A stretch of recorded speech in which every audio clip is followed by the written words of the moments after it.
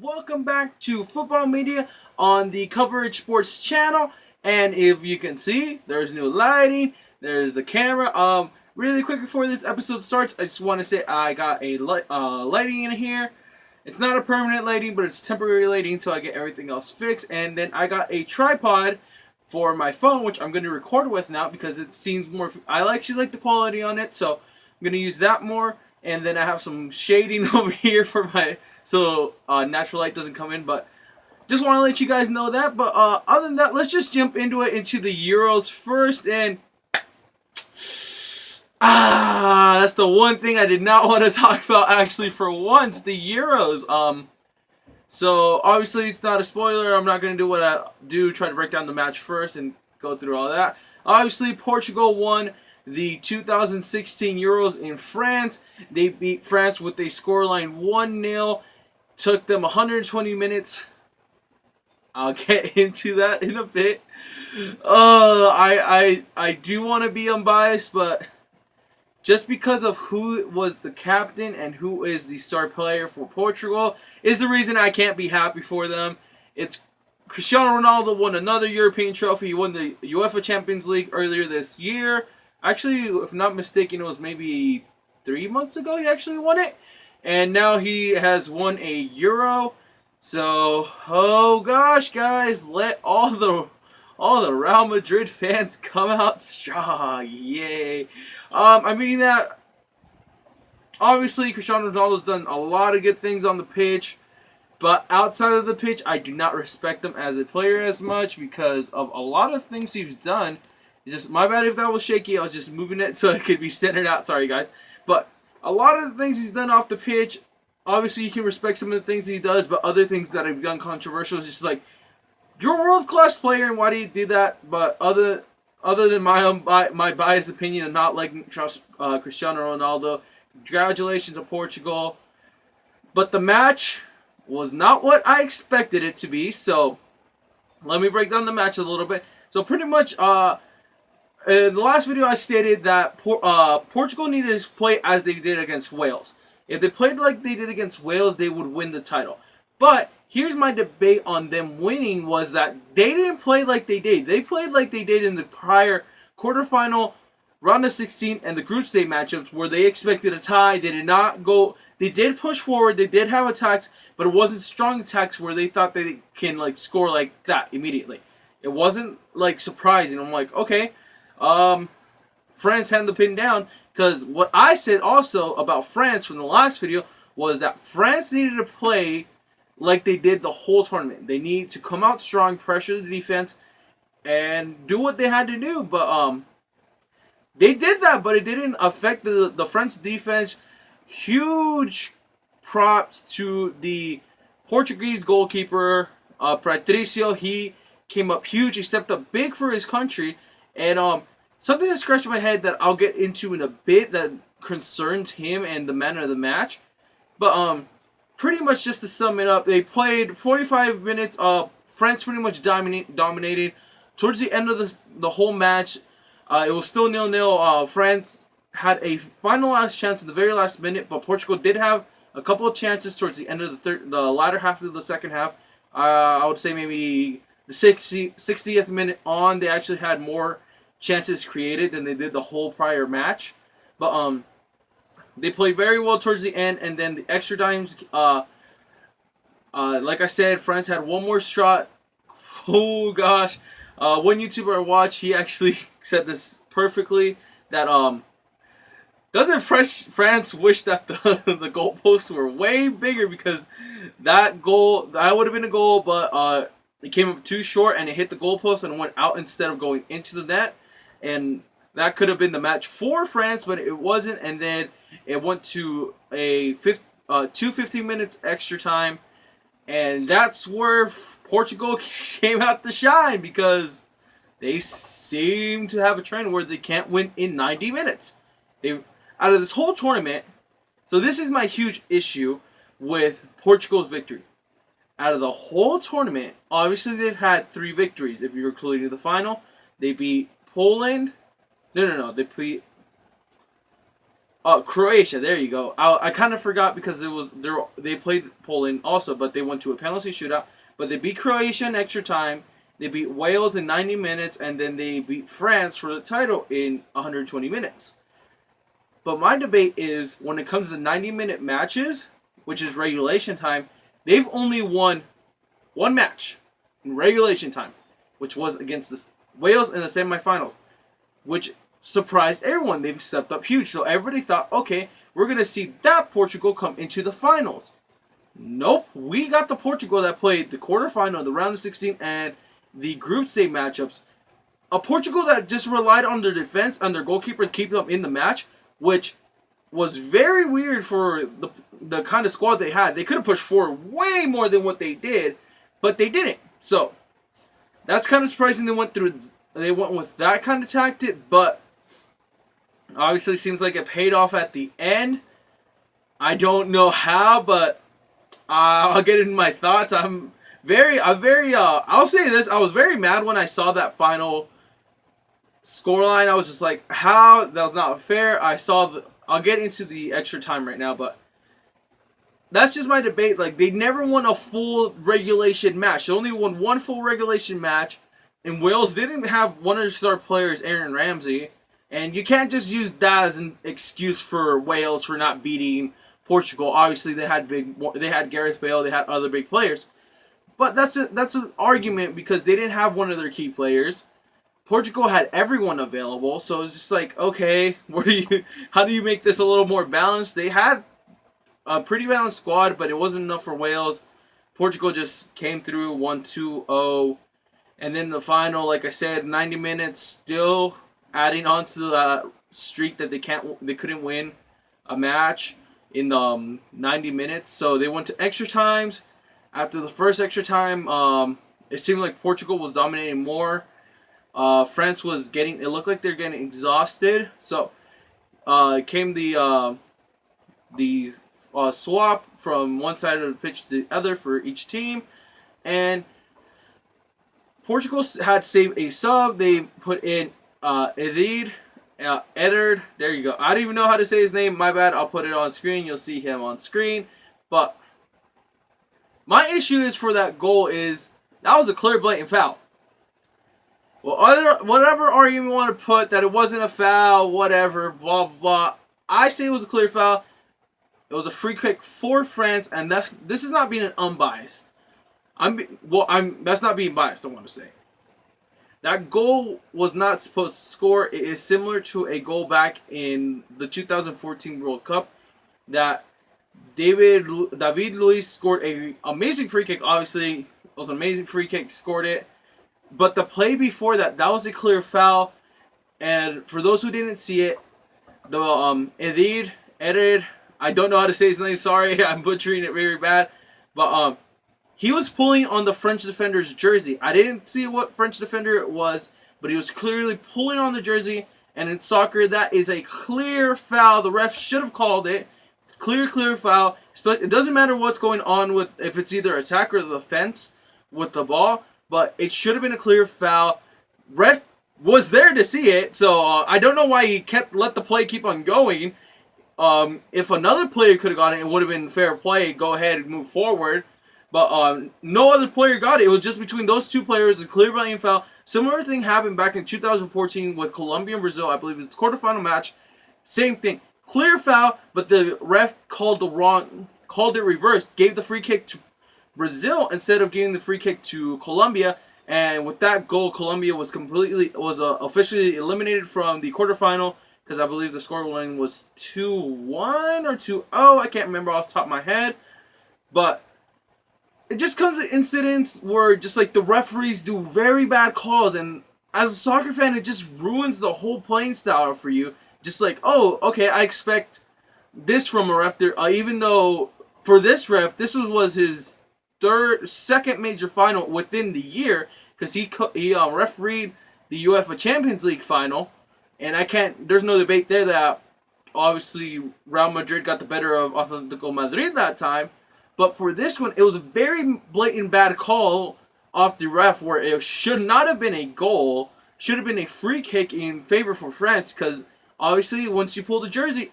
it's a foul. I've seen a lot of incidents, even a small little tug, a foul. But obviously there's always that line that the referees don't pay attention as much, and it's just like, for a fan it frustrates you, but I bet for the players on the pitch it frustrates them even more. But obviously that's what happened. Goal went into the back net. France trying to do everything. Antonio Griezmann was on the pitch. He tried to do everything he could do, but nothing went right for him at the end. They had a couple last attacks, didn't work out too well. One thing to note, very early on, towards the 30th minute of the match, Cristiano Ronaldo got injured and was taken off the pitch. It was a very nasty accidental collision between Beignet and from France and Cristiano Ronaldo. Beignet has come out and said he was not that injury towards Ronaldo. That hit was not very intentional. He was trying. It was obviously an accidental hit. And Cristiano Ronaldo, there's one thing I want to get into. What were you doing throughout the match? You were supposed to be injured. Okay, that was very blatant, but come on now. So for those who didn't see the match, Cristiano Ronaldo came back off in the came from the locker room in the second half, and he was in the sidelines, but he was pretty much trolling. He was not staying in his on his bench as he's supposed to. No player can leave the bench and go onto the other side or anywhere outside of the box. They have to unless they're warming up. For an injured player, it's the same thing, where they can't do anything because they can't warm up. They can't go anywhere else. But Cristiano Ronaldo said, "Oh, I'm the world's best player. I'm going to break the rules." So he was right there with the coach, completely ignoring his coach's calls, trying to tell the players what to do, even though it's the head coach's job to tell the players to do that. And then later on, Cristiano Ronaldo went to the other side of the sideline, which he's not allowed to. I don't know why he wasn't shown a red card or a yellow card, because clearly I've never seen, if another player that's not Cristiano Ronaldo or Messi goes and do that, obviously you're going to get a red card because you're insignificant, and that's how FIFA works, right? That's one thing I want to talk about later, but I'll talk about later. Just want to, pretty much this is Portugal's rant of winning the the Euros, but that's just my opinion. He should not have done that. He should have controlled himself. Obviously, you get emotional when you win a title, but it's to a point where you need to learn the guidelines. You need to know where your boundaries are, especially if you're a world-class player and everybody looks up to you. You won the Ballon d'Oro how many times? 3 times. You're possibly going to your 4th Ballon d'Oro. And it's just like, come on now. Obviously, I look at it as a fan point, but that's disrespectful to the opposing team, like France. France was putting their heart out, and then you just see Cristiano Ronaldo just prancing around the field, and you're just like, we're in the final. We're supposed to be world-class players, and he wants to go around doing this. I can't imagine what they were going through. The French players were going through. Antonio Griezmann, again, 3rd final in the last 3 years now. He's lost 2 Champions League and now this one. Major hit, but I don't think he's going to do what Messi did and retire. Most likely he's going to come back and stronger than ever when it comes to the national team. Right now he's going to focus starting the season with Atletico Madrid, and then once World Cup qualifying comes for the UEFA, he's going to focus on getting France into the World Cup. But one thing to know also from the injury for Cristiano Ronaldo, it looks like he's going to be out for up to 4 weeks. For sure, he's going to miss the start of the season with Real Madrid. So that's a hit for Real Madrid, but obviously they have a lot more players available. And yeah, that's pretty much my sum up, my 13-minute rant.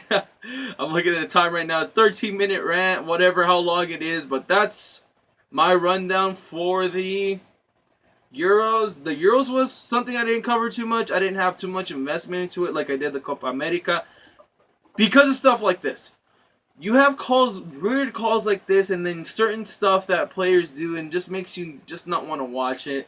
Obviously, some stuff happened in the Copa America, but it was here in the U.S. I was more invested because I went to a match, and then I had more accessible. It was more accessible to me to give my opinion on, and I've known more. But like Portugal, obviously, I don't like Cristiano Ronaldo. I respect what he's done on the pitch. I respect certain things he's done inside the pitch, but other than that, I don't like him. I don't like the man. Pepe, one of the dirtiest players in the game, but it seems like he's finally cooled down after all these years, and it's just like, come on now. France deserved the win, but oh well, everybody has to wait another 4 years 2 years after the World Cup. We're gonna have another Euro, but Portugal will go on to represent UEFA in the Confederation Cups next year, and they will be facing Chile in the Copa America winner, Euro winner matchup. So I'm looking forward to that one. I'll be covering that one. Also, I might do a live stream for that. I'll see what I do with that.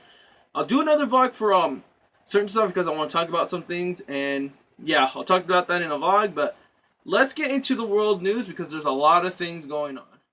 So let's get into all the other news that's been going on. I'm just going to talk about certain stuff that's going on right now. Nothing. I'll get into this later where I get specific segments for everything. But right now I'm just going to talk about all the world news that's going around from rumors to transfers right now and certain rosters because Olympics are going to start within the coming month or so.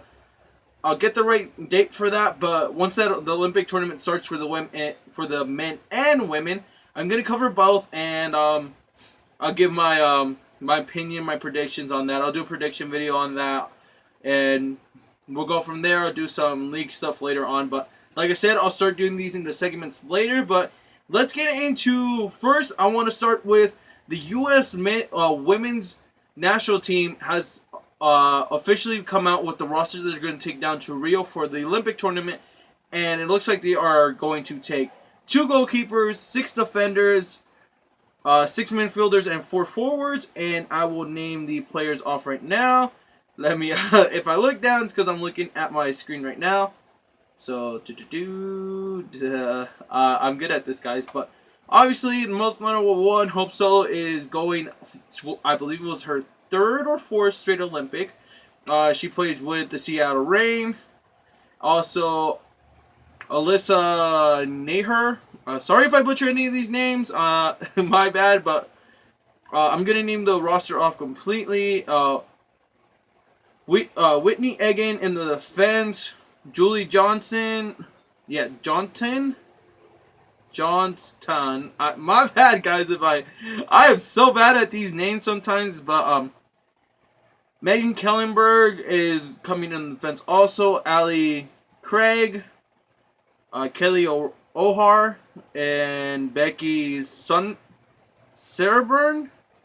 Also, like I said, I do apologize if I butcher any names. I will get better at getting these names said correctly. And yeah, in the midfield, they are bringing Megan Bryan, Tobin Heath, Lindsay Horan, Carly Lloyd, who is obviously in the midfield is a clear favorite to be starting and maybe win player of the tournament. Because if those who didn't know, in the World Cup, I believe she scored in the World Cup final back in Canada, and last one I believe was last year. She scored a hat-trick in the final, actually. I believe the scoreline went 5-2 against Japan. I think it was the largest scoring match in a Women's World Cup final. So that's pretty interesting. She's going to, for sure, I can see her as a starter unless she came off an injury or off training or something. But most likely she's going to be a main starter for this Olympic squad. Also, Ali Long, my bad, guys. And Megan Rapone. So this one, I just want to do a little brief on this one.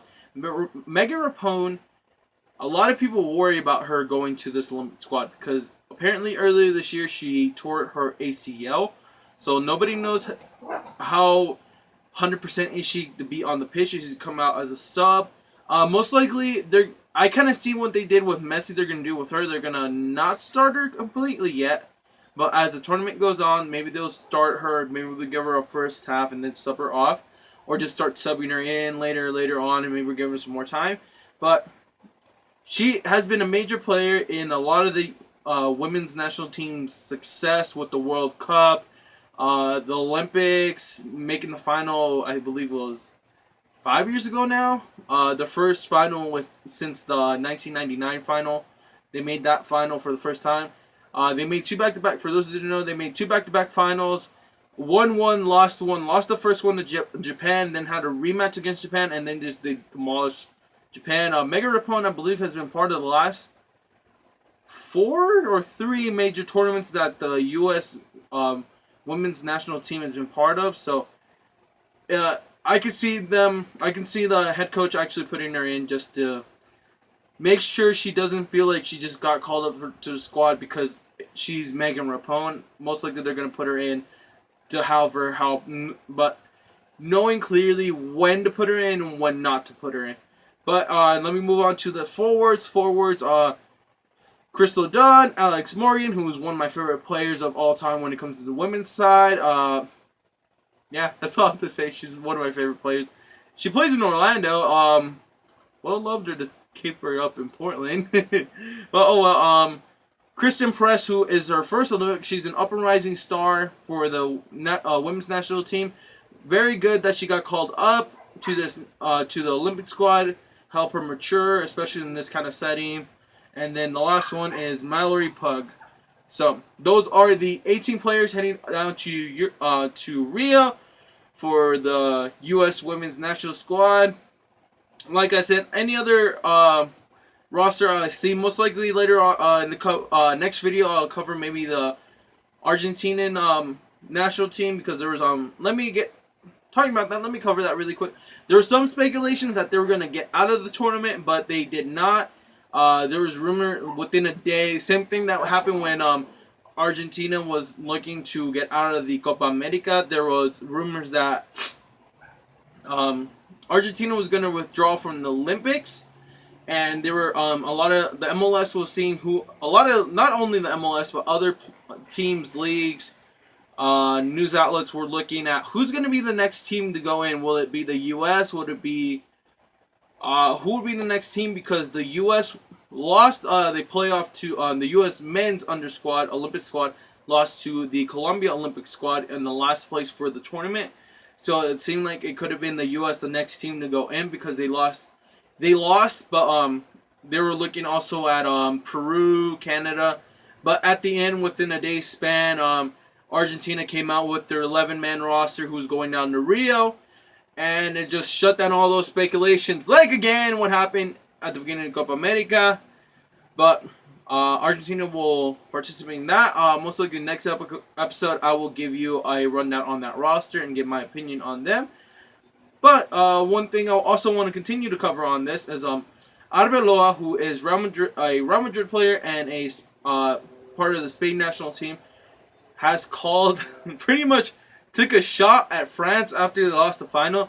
He went out and said, "This is what happens when you don't take the best number 9 in the world. This is what you get." Pretty much implying because Benzema did not go to the Euro with France because, for those who didn't know, there was a huge scandal between him and one other French player. They were disclosing very personal information, got to way out of line. Obviously, the head coach thought it's a better idea not to bring either of them onto the squad. Keep them separated as like a conditional punishment for them, make them learn of their mistakes. And Arbeloa taking a shot out at France after losing that. Again, Real Madrid players just have big mouth, especially this player Arbeloa.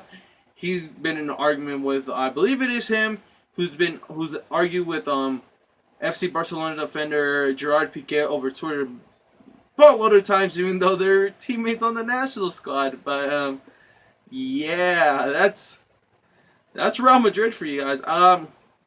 I seem like I'm very unbiased. I don't like Real Madrid, honestly. I'm a FC Barcelona fan to heart, and some of the stuff that Real Madrid does is very questionable. I'm just like, okay, but I do respect them as a club. But yeah, but also Chelsea has unveiled their new away kit, which I actually do like it. So if you guys actually see me with a new jersey pretty soon, now, I actually do like the design of the jersey, the neon and the dark gray and black across stripes. You'll see it. It's very similar to Wales away kit that they used in the Euro. So I actually did like that one, but I like this one better because the neon color outlining the collar, the sleeve outlines, and the Adidas the 3 lines that Adidas has on their jerseys. It looks very not too bright and not too dark. It's actually a good blend, and I really do like it. So I can actually be seeing myself buying that one because just of how good it looks. Antonio Griezmann was named the player of the Euros 2016 tournament. Obviously, he scored 6 goals, 2 assists, and won 2 man in the matches. At the end, obviously, I'm not surprised that he actually won that because he was an exceptionally good player in the tournament. So, give me a quick second, guys, and I'll be right back. So, also, former Real Madrid player Lucas Silva was supposedly he did not pass his medical. I forgot what club he was taking his medical at. He was on the transfer taking his medical to complete the transfer at the club, but he did not pass it because of a heart problem. My bad, guys. But there was right after that came out, there was a lot of people saying that he's retiring. He said he's going to retire. He's retiring at 23 years old. But Lucas Silva later on came out within, I believe, the following day. He came out and officially said that he will not retire from soccer following the failed medical. So I'll keep updating on what that goes on with, because it's a very interesting concept, a very interesting talk, because I've never seen an actual player lose fail physical, and then there's so much rumors going on, especially that he played at Real Madrid and then he was transferred from there to another club. It brings up a lot of debate. And also, Christian Zabaleta, AC Milan player, will be out for an undisclosed time because he suffered a legitimate injury in his left ankle and underwent surgery. There was no designated time how long he'd be out, but he did go under surgery, so he most possibly will miss the beginning of the season and possibly will miss the first half of the season, I can believe, because depending on how bad the injury was, it could say how long he'll be out, but there's no disclosure on what kind of injury it was. It was just a legitimate ankle injury that he was going out on. And also, Arsenal threw their hand into interests for Gonzalo Higuain, and it's kind of weird because they already have Oliver Giroud, who actually played very well in the Euros. So I don't know if they're going to try to keep him and get another forward, but it seems like most likely that Gonzalo Higuain's been getting a lot of offers for him to leave Napoli, but it seems like he's going to keep his heart at the club because he's an amazing player. He's grown to love the club. Also, on that topic, he also rejected an offer from the Chinese Super League clubs that were offering 800,000 euros a week. So you can just imagine if he signed like a 2-year long contract. That's a buttload of money. But he said, I'm going to, he rejected their offer and he's staying in Napoli. I believe I did cover this. He extended his contract for 4 more years, which I'm not surprised. He seems like he really does like playing there at the club. Obviously, he's a great player for them and pushes them forward a lot. Also, Borussia Dortmund have made an €2 million offered for Andre Schuller, who plays at Wolfsburg, but Wolfsburg want 32 million euros. So it's interesting if they're gonna actually follow up on that one and continue to possibly maybe match that offer, or just completely just back out and say we can go for another player who's completely cheaper and much better. But Juventus also back on Arsenal's talk. Juventus have rejected Arsenal's approach for Daniel Rukin. It seemed like they made an offer for him, but Juventus has clearly said no, we want to keep a player. Also, same thing that they want to do for Pogba. They want to keep the player, but it seems like the player's agent wants the money instead of keeping the player where he wants to be. It's always one of those incidents that agent wants the money and all that good jazz, but it looks like that Stoke City, Watford, and RB Leipzig are in. All 3 clubs are interested in Mario Lima. There you go. Mario Lima from Juventus. They're all interested, but none of them made an approach to the club yet. But they're all interested. All these news are from the last coming weeks. So since Portugal won the Euro, so it looks like the young Mino Rola, who's a goalkeeper at AC Milan, will extend his contract and remain at the club. So good at him. I haven't seen too much of AC Milan because they've kind of fallen off the map. and then once they play, I'm kind of busy those days. So when it comes to this season, it's gonna change a lot. But he's extending his contract for a couple more years. Chelsea actually look interested in signing Nigo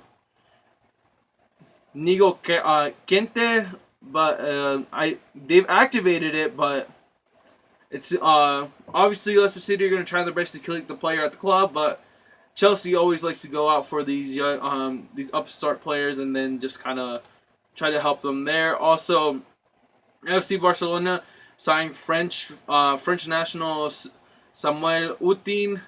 He played a good part in the France's run to the final in the Euro.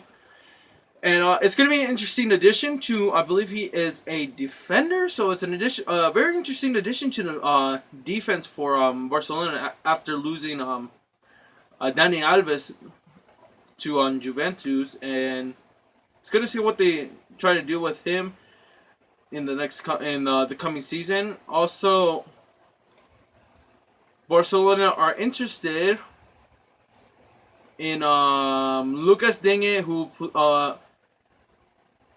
oh no, they're not interested. I've actually signed reached an agreement and have presented the player, Lucas Digne, who played at Paris Saint-Germain. They have officially signed him, and he is a new Barcelona player. It looks like Barcelona right now. These are two very young contracts they've made right now. So it looks like they're going with the players they try to sign. It looks like they're looking forward to the long term because a lot of the players are older now, and they're gonna say, okay, we're losing these players because of age, or they're gonna want to go to an easier league because obviously age is a huge factor. They don't want to, their bodies can't compete at the same level anymore. So obviously, certain players like Gigi Buffon, Andres Iniesta, and other players of that age, they still could compete at that level. But FC Barcelona wants to look to the future and make sure they don't kind of like crash and burn and start moving to the middle of the table, and they have to work their way back up because they've been at the top for the last maybe decade because of all the players they've signed as of late. But also Joachim Low will be the Germany head coach until 2018, so he extended his contract into the World Cup, and it'll be interesting if he stays after that. But I think maybe after the World Cup he's gonna finally retire. And yeah, that's pretty much. Let me get any. Hulk, who went to the Chinese Super League, was put in for. He started his game and within 9 minutes scored a goal, and then within 21 minutes he got injured. So, best wishes out to Hulk out there in the Super League. So hopefully he gets better soon and he can be ready to come back and play as strong as they play as good as he can. Also, Roma have met with Nacho's agent. For those who don't know, Nacho plays in Real Madrid, so a lot of Real Madrid players are possibly moving out of the club. So it'll be interesting what players on Real Madrid are trying to sign in the coming months. But also Gabriel Santos, I believe his name is. No, Gabriello. Juventus have made an 18 million euro offer to Gabriello, and have an okay from his father and agent. But Santos of Brazil want 2 million euros to get the contract done. I believe this is the same player who is considered to be the next Neymar for Brazil. He plays extremely well. Very young player, knows what he's doing with the ball at an extremely young age. So it'll be interesting if Juventus actually do get that signing. That's another forward they can get. It looks like Chelsea. Going back on the Kenta report, they have agreed to a €35 million fee with Leicester City to transfer Kenta. Now the only thing that Chelsea is waiting on and Leicester City are waiting on to complete the deal is to get the players' approval to do to be agreed on the personal terms and their approval to do the final transfer fees. But let me make sure I don't forget anything, guys, because there's a lot of things. Also, Mario Balotelli will not be part of Jurgen Klopp's plans for the next season. Most likely, they're going to actually try to send Mario Balotelli out to a different club again. Who knows what club he's at? But Jurgen Klopp has said that he's not going to have Mario Balotelli part of Liverpool's plan on the upcoming season. So that's pretty interesting. to see where he's gonna land now because of that statement. So it's gonna be interesting what to see. Looks like there's an update to. Oh no, it's still the same thing that Arsenal's interested in signing Pepita Gonzalo Higuain. Like I said earlier, he rejected an offer from the Chinese Super League. I'm not too surprised that he did reject that offer because obviously he's playing very well with Napoli. And it looks like Lazio are close to a deal with Adriano. For those who don't know, Adriano has played with FC Barcelona for a while, but it looks like Lazio from Italy are closing on a deal with the player. So best of luck to him if he ends up going to Italy. And also, there looks like an update to the Nacho. Looks like both parties are actually gonna talk soon again. There was a positive meeting today, and then they're going to speak again pretty soon to see if Roma can actually get the player, because Roma needs a lot of midfield to just like to strengthen their midfield, because midfield was strong, but then they sold certain players, and obviously they kept that Sharawi in the forward. So bringing a good midfielder like Nacho will be huge for them if they want to secure the title or just Champions League spots. So I believe that will be it for today. Yeah, I covered a lot today. I know maybe a little better than what last episode was. I know it was better, but now this video, I feel like it's gonna be a bit better, but it's gonna get better progressively. Obviously, I gotta get everything together. I want to make sure I make time for the videos. But thank you guys for dealing with me. Thank you for waiting patiently, all that good jazz. Thank you guys so much for your support. If you're new to the channel, hit that subscribe button. A lot more sports are coming up soon because I'm getting way behind on sports when it comes to UFC. There's a huge UFC thing that happened. UFC 200 just passed. Huge deal passed right there. That I'll just say it now. UFC was sold. NBA Summer League's going on, and then you got the MLB All-Star Game that just passed. NHL hockey is starting back soon. Within like maybe 3 more months, they'll start back again. There's a lot of things. College football is going to start within the month and a half or two. So I'm going to start, I believe, maybe next week, 2 weeks from now. But I'll get a video with the schedule out pretty soon. But look forward to that one, guys. If you made it to this part of the video, hit that like button. If you really did enjoy this video, if you don't like hitting that like button, just okay, that's fine. Thank you for watching the video, though. Thank you so much for watching the video. But if you really did enjoy this video, hit that like button down below. Like I said, if you're looking forward to new stuff for the new series I'm going to come out with, hit that subscribe button so you can get notified for that. But other than that, thank you guys for your support. Thank you for watching. And I think that's going to be it for today. Other than that, I'll catch you guys in the next video. Peace out, guys.